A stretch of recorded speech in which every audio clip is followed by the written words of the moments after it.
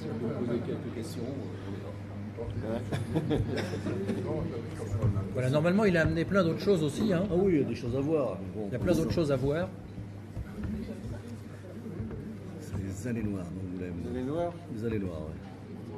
Je la trouve qu'elle est plus Planche personnelle. des allées noires. Voilà. Une planche des années noires. L'encre, elle est à peine sèche. Oui, C'est pas une C'est la première. la deuxième. Ouais. là-dedans ton histoire. Qui contient un peu les éléments. Non, comme ça, de loin. Ok, d'accord. Vous avez tous le bouquin, c'est la deuxième planche de l'histoire. Les alliés. Voilà. Liberté. c'est camp des Liberté. alliés, le camp L'histoire des liberté. alliés. Voilà. Alors, qu'est-ce qui se livre Tu fais ça bien, toi, Francis, d'interroger les auteurs. Ah bon. Bon, Ou alors Gérard. Fosy, il a. Non, non, tu réponds pas à sa place, tu poses Ouais. des questions. Oui, on va lui demander. Fosy, il y a- Quelle est ta nationalité? Alors, Parce qu'elle voilà. est multiple. C'est Nationalité, vrai qu'il y a- elle est algérienne. Enfin, si on peut appeler ça une nationalité, parce que pour moi, la nationalité. Il y a. Bon, il y a de l'andalou, il y a du gréco-turc. Oh Et dans même la famille de mon père, il y a beaucoup de gens bridés aux yeux lisses. Donc, l'Algérie est un brassage, comme le Brésil. Il y a des blancs aux yeux bleus, des roux aux yeux verts, il y a des gens au type négroïde qui sont venus d'Afrique, il y a des locaux qui sont les Kabyles, il y a l'invasion islamique, il y a des types vraiment arabes. Donc, quand on va en Algérie, il n'y a pas vraiment de type algérien. Qu'est-ce que tu as été faire aux États-Unis? Bah, alors, Non, on pourrait commencer par le début. oui, Oui, raconte-nous un petit peu. Le début d'abord, il est même pas né en Algérie. dans le Ce qui film nous Maroc. intéresse généralement, c'est les premiers pas dans la BD. Et... Ah non, les premiers pas dans la famille, parce qu'un jour, il paraît que j'ai dessiné un Donald Duck. Je ne me rappelle même pas, parce que je devais avoir 3 ans. Donc c'est mon oncle paternel qui criait sur les toits, mon neveu a dessiné un Donald Duck. Donc après, on se retrouve en maternelle, on se retrouve à l'école primaire à faire les beaux cahiers de récitation, les belles cartes géographie, dans les marches les cow-boys, les indiens, et les têtes des professeurs, jusqu'au jour où, parce que j'adorais faire l'école buissonnière, j'ai dessiné des grosses obscénités sur le mur avec un gros marqueur.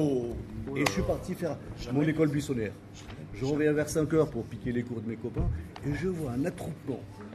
Pas comme d'habitude, vraiment c'était comme des mouches sur le miel. Et je dis, oh putain, mes dessins. Et mon oncle était proviseur, donc j'habitais chez mon grand-père. Je rentre le soir, soupe à la grimace, tout le monde se tait, sauf ma grand-mère me dit, ben voilà, Fawzi devient un voyou même dans ses dessins. Donc c'était la première fois que j'ai vu la puissance du dessin, ce que ça peut faire de dessiner sur un mur et être vu par des gens. C'est un peu une expo, quoi. Mais c'était des beaux dessins, au moins, non? Parce que moi aussi, j'ai fait des graffitis dans les toilettes. Non, mais- c'était des bites, pas des vraiment chattes. des œuvres d'art. Voilà, c'était obscène, quoi, purement obscène. Voilà. Après, bon, j'ai commencé à faire de la BD à Alger avec Mikidesh. Oui, alors voilà, Kidesh, pour ceux qui sont été à Alger, c'est la revue qui est la première revue de bande dessinée dans les années 70. après l'indépendance. Guillaume Kidesh et parmi à Alger, ils sont presque tous encore vivants, Ouais. Les auteurs de cette Certains. période sont un petit peu plus jeunes que moi. Et donc, lui, t'es arrivé vers la fin quand même de la revue. Vers presque les débuts, quand même. Je dirais bien en 73, avait commencé en 71. Il est un peu plus jeune que toi. Voilà. Et après, je suis venu en France parce que, à force de lire du Tintin, du Spirou, du Pilote et du Métal Hurlant, j'ai dit c'est là-bas que ça se passe, donc je suis monté. Mais c'était pas facile de faire de la bande dessinée en France parce qu'on rentre pas chez Gottlieb ou chez Guy Vidal pour dire voilà, je suis dessinateur. Il faut vraiment faire ses preuves. Et puis, comme à 20 ans, on n'est pas très patient, on va faire autre chose. J'ai fait de la Ouais, décoration, voilà, c'est ça, t'avais du dessin industriel. 20 ans. J'avais 20 ans à Paris. Donc les autres étaient quand même plus installés, puis ils avaient déjà de la culture, de l'humour. Et on ne fait pas de la BD juste parce qu'on a envie de dessiner, quoi. Donc j'ai fait beaucoup de publications aux éditions Opta, on a travaillé Mobius d'ailleurs pour les couvertures, dessins publicitaires dans des agences. Et puis pour moi, je dessinais tout le temps, je dessinais parce que le dessin c'est un démon. Ça commence le matin et ça finit le soir. Et quand t'es arrivé à C'est une maladie incurable, le dessin. Et alors, T'es arrivé où à 20 ans quand t'es arrivé en France? À Paris. À Paris. Voilà. à quel moment tu es parti Aux États-Unis en 82, après 6 ans à Paris, 2 ans à Amsterdam, j'ai dit tiens, je vais aller voir plus loin. En fait, la vérité, c'est que je voulais aller à l'île de la Réunion. J'aimais bien tout ce qui était île, exotisme. Et puis à l'agence rue de Rennes, ils m'ont dit en ce moment, il n'y a aucun vol. J'ai dit, je sais pas, donnez-moi le premier vol qui vient de. Il y a New York, je vais pas aller à New York. Donc je suis parti avec un visa d'1 mois et je suis resté 7 ans. Parce que New York, pareil, c'était une espèce de. Et alors, qu'est-ce que tu as fait là-bas? J'ai fait beaucoup de décorations commerciales, beaucoup de boutiques, beaucoup de magasins, de nightclubs. Et puis j'ai rencontré une nana dans un nightclub qui connaissait un directeur artistique, Karl Potts, à Marvel. Donc j'ai fait un essai, 22 planches. C'était parfait. Stanley a dit c'est très bien. Mais pareil, 28 ans, j'étais trop. Combien de temps tu as travaillé pour Marvel? J'ai fait un seul numéro, j'ai fait un essai. Et j'avais pas envie de rester. Parce que moi, je sais pas, j'ai la bougeotte. Rester assis à dessiner pendant 1 an un album, là je viens de le faire avec Masbou. Même maintenant, ça me pèse quoi. Alors que Masbou, je lui ai dit le prochain album, on le fait en 6 mois s'il te plaît. 1 an, c'est long pour faire une BD, je trouve. T'as le temps de t'ennuyer, t'as le temps de. Comme je décide vite, par exemple, tous les albums là, de Washi, en 4 mois, 46 planches, 4 mois, 3 fois. Je commençais lundi, le vendredi, il y avait 3 planches de fête, je les faxais au Liban pour le client et je recommençais. 3 albums, 46 planches, 4 mois. Beaucoup de gens ne croient pas, et je l'ai fait pourtant. Parce que c'est une façon d'ancrer, de décider. Alors, l'album que tu as à l'heure actuelle, celui De Masbou. De Masbou. Non, celui qui est déjà fait. Ah bah oui, celui de Masbou. Monster Club. De Monster Club. Monster Club. Ouais. Le tome 2. Le tome 2. De tome 2 de Masbou, Monster Club.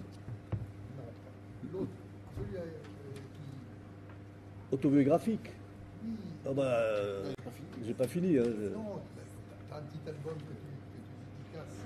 Ah oui, les années noires. Hein? Non, les singes. Ah les singes, oui, les singes. Voilà. Bah, c'est le seul en fait. C'est le seul parce que le client, il a mélangé imprimeur et éditeur. Imprimeur, n'importe qui peut imprimer, mais éditeur, C'est c'est. le titre? Non, mais c'est pas un éditeur, il s'est bombardé Non, éditeur. c'est le titre de l'album. Le titre, Washi, Ah, Washi. c'est le nom d'un singe, quoi. T'en as Mais- encore, il t'en reste. Il t'en reste. Oui, il m'en reste. Mais les 2 albums que j'ai dessinés n'ont pas été publiés, même pas imprimés. Parce que les gens, ils veulent faire de la BD, mais ils se rendent compte que. Maintenant, on parle de Masbou. De Masbou, c'est fini, encore 3 petites retouches, parce que Masbou, c'est un.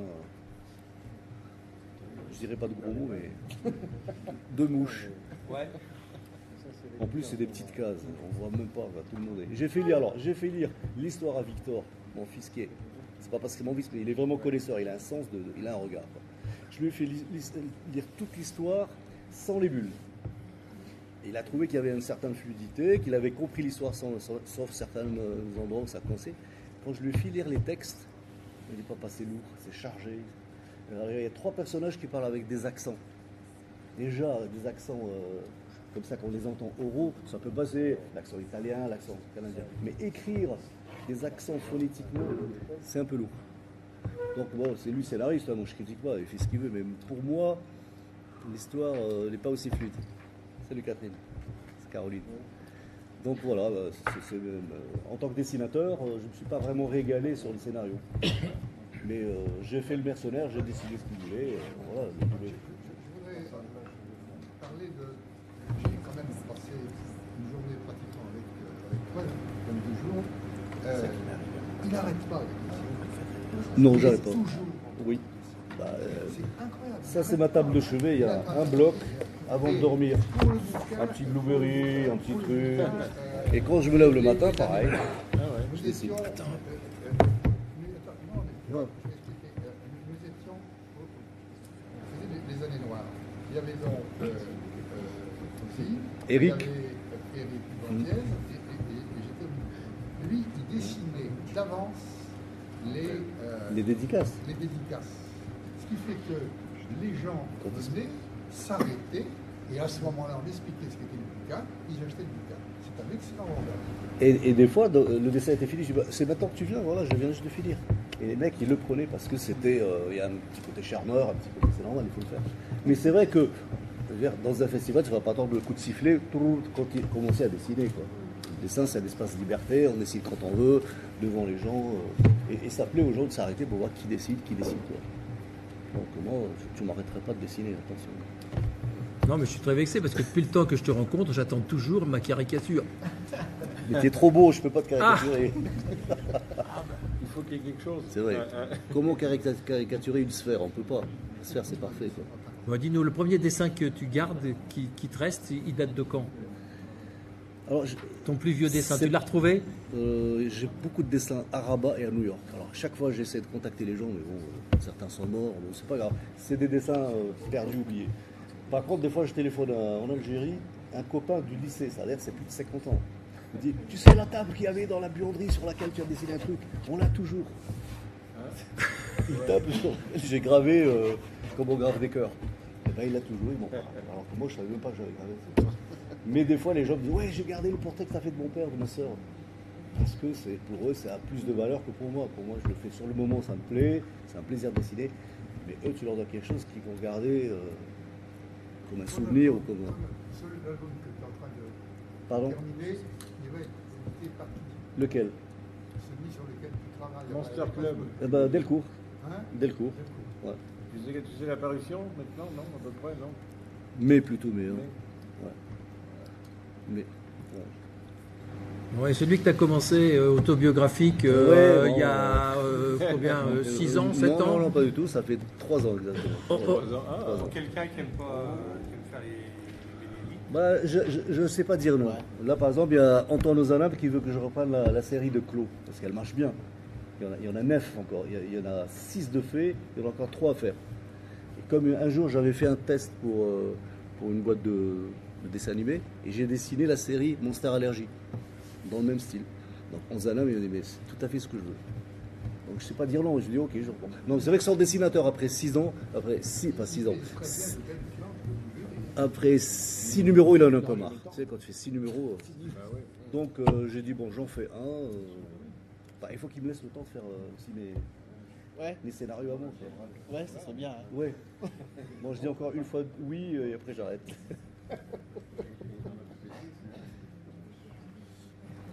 Voilà. Voilà. Donc tu es arrivé alors, à 20 ans, tu es allé à Paris. À Paris. Donc j'ai compris 25, 26. 28 ans à New York, voilà, bourlingué. J'ai fait d'abord 2 ans de stop, à droite, à gauche. Hein, j'ai tout bourlingué, tous les États-Unis. Il y a beaucoup d'Américains qui sont au centre, dans l'Amérique profonde, hein, qui rêvent d'aller à Brooklyn. Comme le moindre Européen rêve d'aller à Brooklyn, pour lui c'est un voyage d'aller à Brooklyn, c'est un projet. Et ben, il y a plein d'Américains qui sont stagnés à l'intérieur de leur pays, qui sont ignorants, parce que c'est vrai que la culture elle est sur les deux côtes, East Coast, West Coast. Bon, c'est un peu l'intellect à l'Est Coast, c'est un peu les muscles sur la Californie, mais bon, il y a de la culture partout. Mais quand tu croises des gens aux États-Unis, tu fais du stop, j'ai fait 2 ans de stop, et tu croises des gens qui sont un petit peu les gens de la terre, quoi, les paysans et tout. Mais ils n'ont rien d'un américain, quoi. C'est pas l'américain, le rêve américain, le sourire Colgate, non, ils sont un peu dégénérés presque.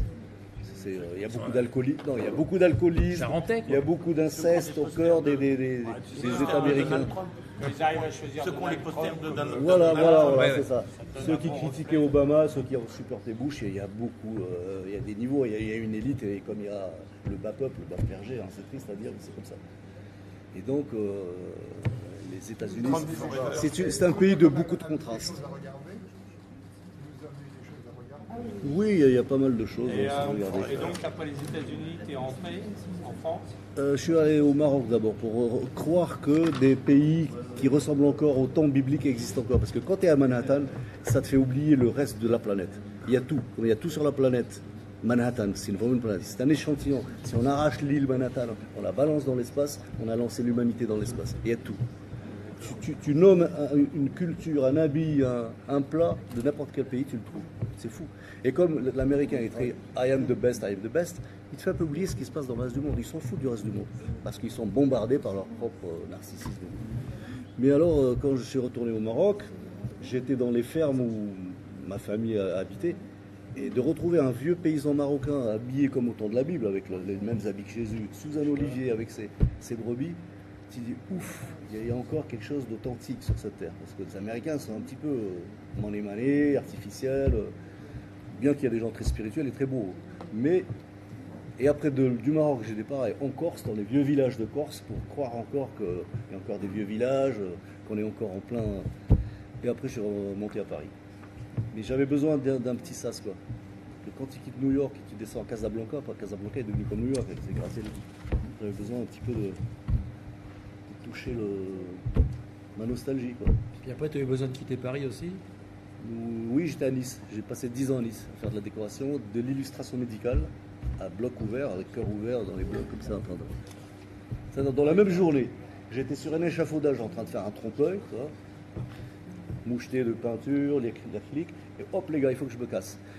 Tu rentres chez toi, tu prends ta douche, cravate et tout, et tu es à Monaco chez M. Vincent d'Or, dans le bloc avec Charlotte, les habits verts, le sabot. Et là, tu prends des notes du cœur. C'est pratique si tu as oublié le rouge dans la surface. Ouais, non, mais c'est vrai que c'est impressionnant pour voir comment un cœur s'arrête. Il est mis sur machine extérieure, la pompe, le sang, l'oxygène. Et on vient opérer ce cœur, on change une valve, on coud un vaisseau. Et après, au bout de 4 heures, pareil, on met 2 petites spatules avec 4 millivolts et puis le cœur. Là, la première fois que tu vois ça, tu as peur. Tu te dis, on n'est rien. Et quand tu sors dans les rues de Monaco, tu vois les Jaguars, les yachts et les Porsche, tu te dis, oulala, quelle facilité tout ça. Et donc, tu as peur, quoi. C'était pour faire des illustrations de journal interne, parce que la plupart des chirurgiens, quand ils font des découvertes, des nouvelles techniques, ils illustrent ça, mais pas avec des photos, parce qu'une photo, c'est saignant. Il y a des gens qui ne supportent pas de voir une opération même à la télé. Donc, quoi de mieux qu'un dessin? C'est propre, c'est clean, c'est comme un éclaté de moteur, du détail et tout. Donc, j'ai bien gagné ma vie même avec un autre chirurgien esthéticien à Saint-Paul-de-Vence, tout en faisant des enseignes, des trompe-l'œil. Oui. Oui, c'est ça, c'est un peu. C'est triste, hein, comme quoi. Oui, c'est très triste. Quoi. Comme quoi, j'aime bien faire beaucoup de techniques différentes. J'aime bien l'illustration très minutieuse, comme j'aime bien les coups de trucs très physiques. Je ne pourrais pas, comme certains qui ont fait des écoles, parce que je précise, je suis autodidacte. Donc un autodidacte, il n'y a pas les œillères, même des bonnes œillères, on peut être très bon. Moi je dis non, je n'ai pas fait aucune école, je veux faire ce que je veux, quand j'ai envie d'apprendre une technique. J'ai visité des ateliers, j'ai volé le métier aux gens, j'ai fait de la peinture dorée sur les vitres, à leur fin et tout. Parce que j'avais envie de faire ça. Je ne pourrais pas faire qu'une seule chose, moi ça m'ennuierait. Donc après Nice, alors après Ici. Non, Nantes. 2 ans Nantes. Ouais, j'avais pareil, besoin de 2 ans sabbatiques où j'ai dessiné ici un storyboard, j'ai fait une centaine de nouvelles, de romans sur Nantes. Vraiment que de. Bien, tranquille. Alors que ma femme travaillait comme infirmière, moi j'étais sous ma parapluie, sous la bruine, dans les cafés. J'avais envie de 2 ans de liberté, rien faire. Et un jour on est venu par hasard, on devait aller à Saint-Palais-sur-Mer, parce que j'aime bien ce nom, alors on a visité. Puis on est revenu par Angoulême. Et Angoulême, un jour de printemps, quand il fait beau, quand les gens seront beaux dans les rues, c'est le coup de cœur. C'est là que je vais être. Et puis on est venu tout de suite, dans la semaine, chercher un boulot pour elle à la clinique Saint-Joseph. Et me voici, depuis 11 ans, 12 ans. Voilà. Oui, là tu arrives au maximum, là il va pas repartir. Justement, on m'a dit tous les... Je l'emmène à Alger au mois d'octobre. Ah oui, ça va être le... Il va revoir ça va être le choc de revenir. La dernière fois que j'ai vu Alger, c'est. Là, tu as les papiers pour repartir. Justement, je suis en train de refaire mon passeport. Parce qu'il il me demande un visa. Je vais chez moi, alors j'espère qu'il ne va pas me demander un visa. Vas-y avec les papiers pour ressortir. Si ça se trouve, je vais t'entraîner. Parce que moi, pour aller à Alger, Ouais. j'aille demande mon visa, ça prend 15 jours, enfin, etc. Puis, de toute façon. Oui. Mais attends, mais il faut qu'il revienne après. Hein. Ouais, je Parce reviens. qu'il n'est pas sûr de revenir. C'est ça. Il n'est pas sûr de revenir avec son passeport. Et donc, Angoulême, le bonheur. Oui, parce que j'ai renoué quand même avec mes amours, la bande dessinée, quoi. C'est la boucle qui se fait. Mais entre-temps, tout ce que j'ai fait dans les autres domaines graphiques m'ont apporté beaucoup d'expérience dans la ligne, dans les couleurs. Ça sert beaucoup. Et je veux dire, quand je fais des dessins, quand les gens viennent chez moi, ils voient des grands portraits de l'or, le grand portrait. Il y a des gens qui n'ont jamais dessiné en grand, des dessinateurs de BD. Ma femme me dit, comment tu fais pour dessiner en grand? Je sais pas, j'ai une main qui est assez grande, qui peut dessiner grand, quoi. J'ai fait les vitrines de Galerie Ah Lafayette, ouais, je peux c'est bien ça, faire. mais, les gens ont peur, ou moi, au contraire, je me sens limité par la petite case. Et là, il faut calculer ton T'es rentré en quelle année à l'atelier du Marquis? Ben, Pas dès le début. en 2005, j'ai travaillé pour l'atelier Sanzo, Bernard Lambert, oui, c'est et donc à peu il s'est près. recyclé, il a plus ou moins rebaptisé l'atelier du Marquis. Donc. Ah, c'était sans eau. Voilà. Mais bon, les premiers contacts que j'ai eus, c'est les planches de Jean-Luc Loyer au Six Pocket. C'est beau ce truc, qui c'est qui a fait ça? Parce que ça rappelait le boulot que je faisais à l'acrylique. Victor, c'était exactement comme les dessins de. Donc je cherchais à le connaître, par lui j'ai rencontré Mazan, et puis voilà, ça c'est. Mais pendant les 5 ans, j'étais quand même dessinateur au Conseil Général. J'ai fait beaucoup de bande dessinée institutionnelle. Francis m'a branché avec la Banque Alimentaire, je leur ai fait pareil, une bande dessinée de 14 pages sur l'hygiène, comment laver ses trucs, comment régler ses températures de frigo, enfin tout ce qui était. Le fleuve Charente, on parlait tout à l'heure du fleuve Charente. Pas mal pour la mairie aussi. Je suis. Préparer la fiche pratiquement finie de Martel. De Martel, oui, c'est pareil. Donc je sais pas dire non. Ouais. Et voilà, me voici à 62 ans, je n'ai pas encore fait sa BD parce que je passe mon temps à dire oui, je peux faire l'enseigne, oui, je peux faire l'affiche, oui, je peux faire le mural, oui, je peux faire ta BD. Comme dit Antoine Ozanam, dis non. Maintenant tu vas dire non. En fin de compte, t'es arrivé à vivre correctement Surtout à Nice, parce que Nice paye beaucoup. Il y a beaucoup d'argent, il y a beaucoup de demandes, il y a beaucoup de passages. Par exemple, il n'y a aucun marché de l'enseigne ou du mural.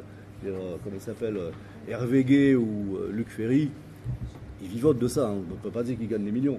Tandis qu'à Nice, nous, on refusait le boulot. On était 5 ateliers à chaque fois. Allô Patrice, tu veux pas prendre ce boulot parce que je n'ai pas envie de le faire. Vraiment. Il faut envoyer un commercial là-bas. Il y a un copain qui m'a rebranché, il m'a dit qu'est-ce que tu fais? Tu vis de ta BD? Je dis oui, ça va, j'arrive à avoir 1000 € par mois, c'est bon, ma femme donne le reste. Mais c'est vrai qu'à Nice, on avait des salaires de ministres. Et quand je suis parti, les gens, tu vas regretter. Bon, ça va, il n'y a pas que l'argent sur Terre. J'ai fait le tour des ateliers, de la déco, et j'avais envie de voir autre chose. Si avec l'argent, on serait tous banquiers ou casseurs de banque. Soit banquier, soit d'un côté ou de l'autre côté. Là ou l'autre. Voilà, là ou l'autre. Il n'y a pas que l'argent. Alors, c'est quand même quelqu'un qui progresse, hein, parce que depuis une semaine, maintenant, il a un portable. Ah oui. Avant, il en avait Ah oui, pas. bah oui.